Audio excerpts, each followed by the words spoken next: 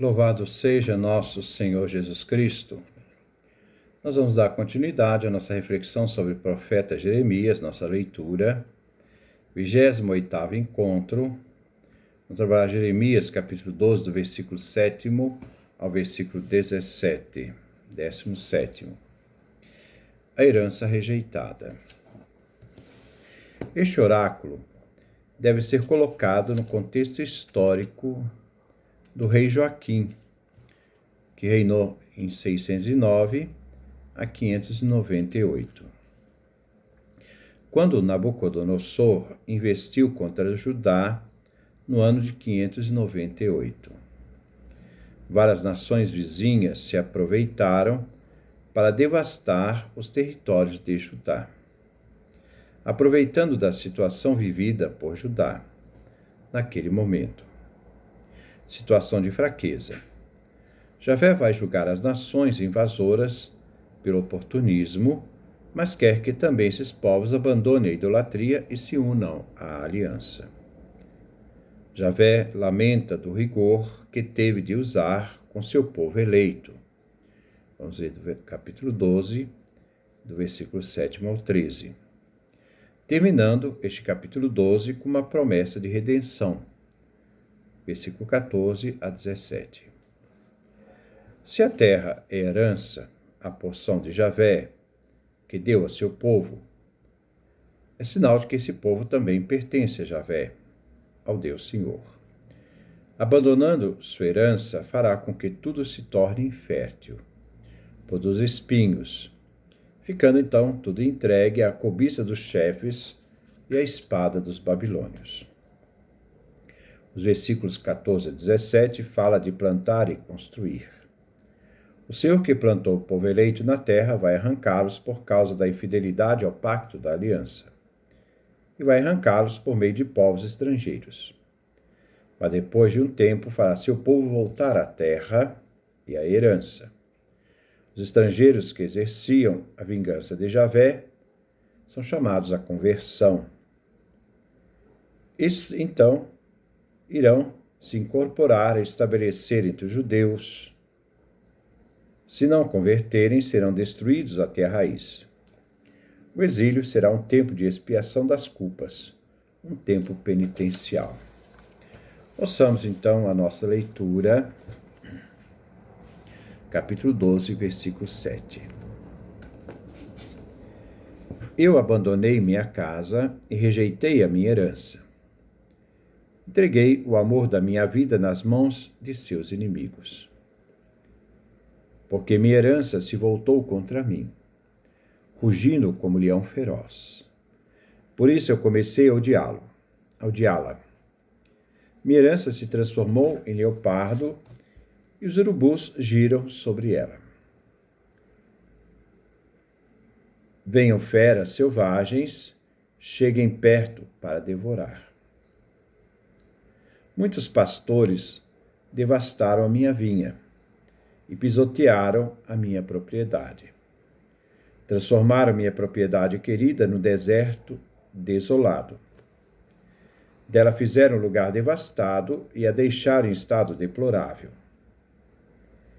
Está desolada diante de mim. O país inteiro foi devastado. E ninguém se preocupa com isso.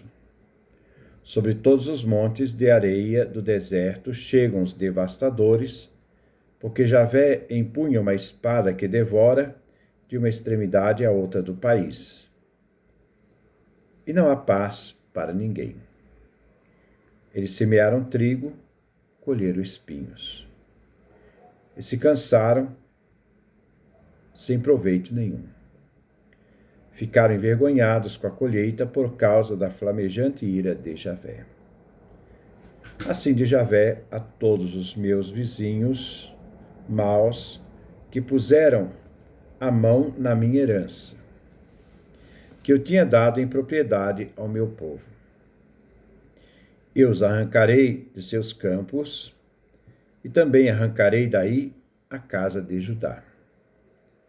Depois de arrancá-los, tornarei a compadecer-me deles e farei que voltem cada um para a sua propriedade, cada um para a sua herança. se eles aprenderem de verdade os caminhos do meu povo e jurarem pelo meu nome, dizendo, pela vida de Javé.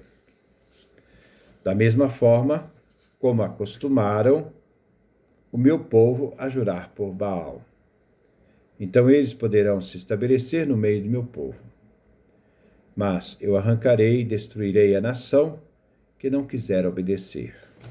Oráculo de Javé. Vamos então dar início à nossa reflexão. Eu abandonei a minha casa, versículo 7. Eu abandonei a minha casa e rejeitei a minha herança. Entreguei o amor da minha vida nas mãos dos meus inimigos.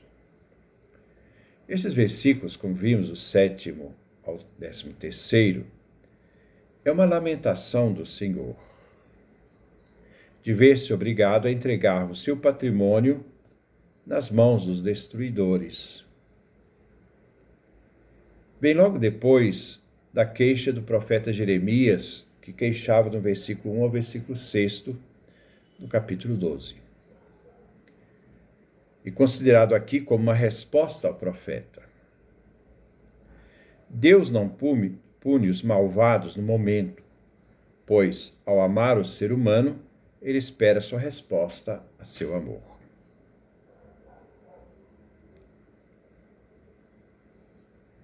É Javé aquele que tem as rédeas da história do seu povo. Javé consentiu em abandonar sua casa, Judá, Jerusalém, o templo onde habitava. Foi Javé que rejeitou a sua herança, entregando Judá e a cidade, o amor de sua vida, nas mãos dos babilônios. Não são os deuses dos babilônios que são fortes. A derrota de seu povo e a destruição da cidade de Jerusalém e seu templo é consentimento de Javé, Deus. Versículo 8.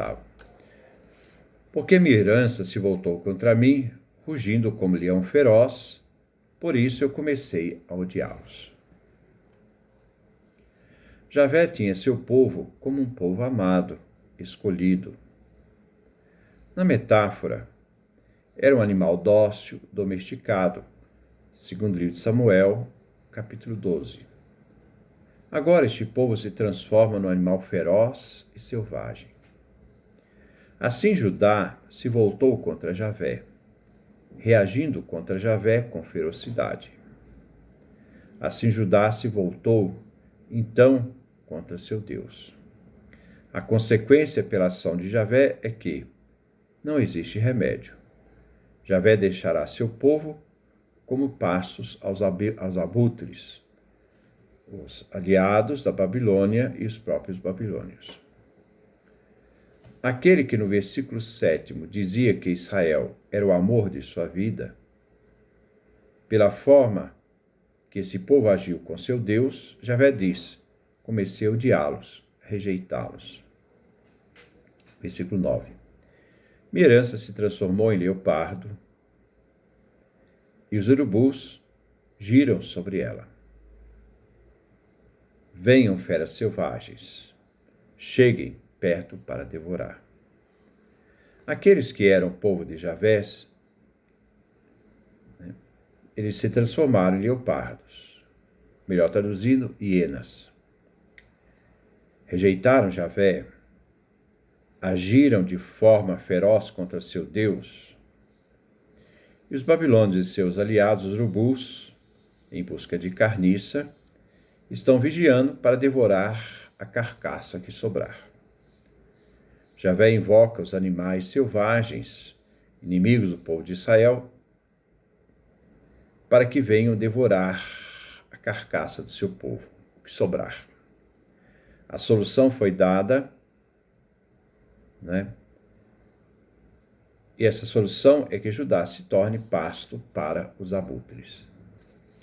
Versículo 10. Muitos pastores devastaram a minha vinha e pisotearam a minha propriedade. Transformaram minha propriedade querida num deserto desolado.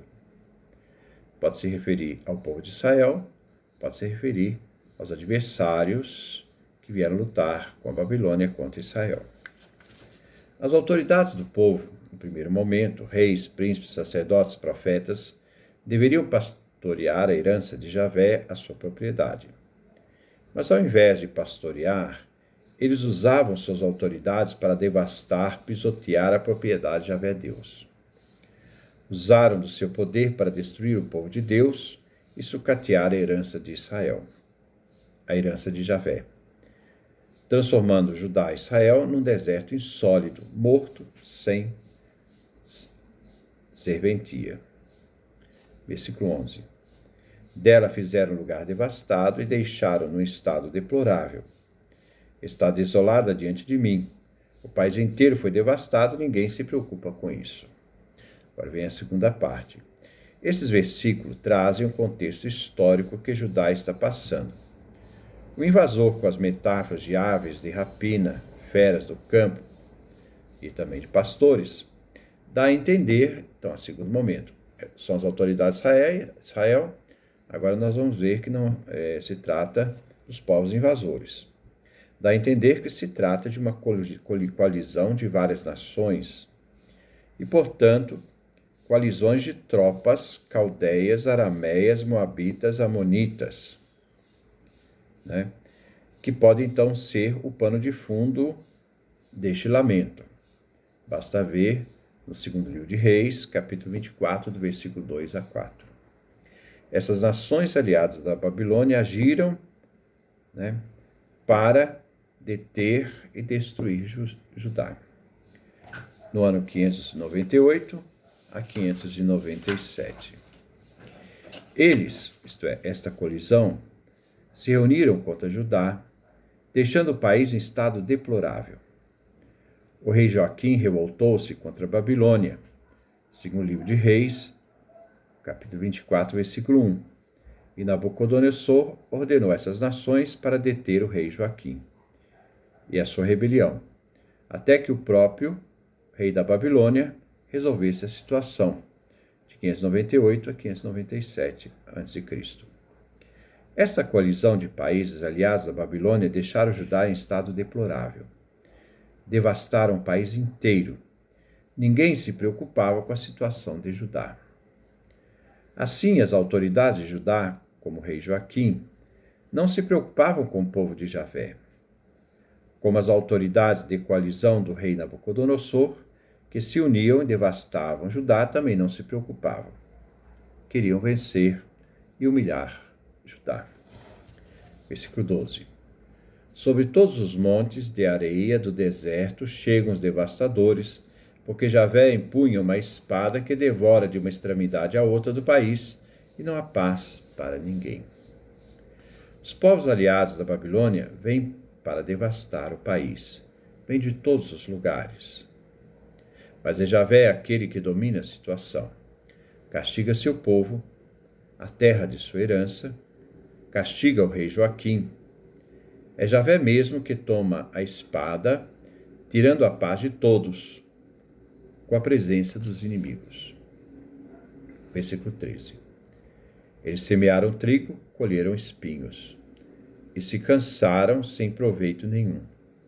Ficaram envergonhados com a colheita por causa da flamejante ira de Deus. A relação entre as pragas, a seca, invasão militar, é comum na mentalidade profética.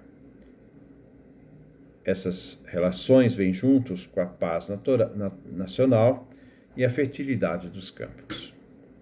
A maldição refere à consequência da escolha de Judá. Javé não ficou alheio à situação. Ele tem as rédeas na mão. Sua ira age quando Judá esperava prosperidade e viram que seus trabalhos, alianças, não trouxeram boa colheita. Versículo 14. Assim diz Javé a todos os meus vizinhos maus que puseram a mão na minha herança, que eu tinha dado em propriedade ao meu povo, Israel. Eu os arrancarei de seus campos e também arrancarei, né, da casa de Judá. Este versículo expressa uma situação posterior isto é, a situação depois que as nações aliadas da Babilônia invadiram Judá. Deus, que tinha plantado os judeus na terra prometida, agora vai arrancá-los por causa dos seus pecados. E vai arrancá-los através dos povos estrangeiros. Passado um tempo, Javé Deus irá reinstalar o seu povo de novo na sua herança, na sua terra. Os estrangeiros que um dia executaram a sentença divina, se converterem, poderão incorporar-se ou ser reconstruídos no meio dos judeus. Se não se converterem, serão então esses povos estrangeiros arrancados e destruídos. O exílio dos judeus iria servir de expiação de culpa e missão entre os pagãos. A missão profética de plantar e reconstruir se estende também aos outros povos. Javé é aquele que planta, arranca, restaura seu povo com a mesma força e soberania, que também planta, arranca, restaura os povos estrangeiros. Versículo 15. Depois de arrancá-los, se refere aos povos estrangeiros que invadiram a terra de Judá, depois de arrancá-los, tornarei a compadecer-me deles e farei que voltem, cada um para a sua propriedade, cada um para a sua herança. Javé age com compaixão. Depois que Javé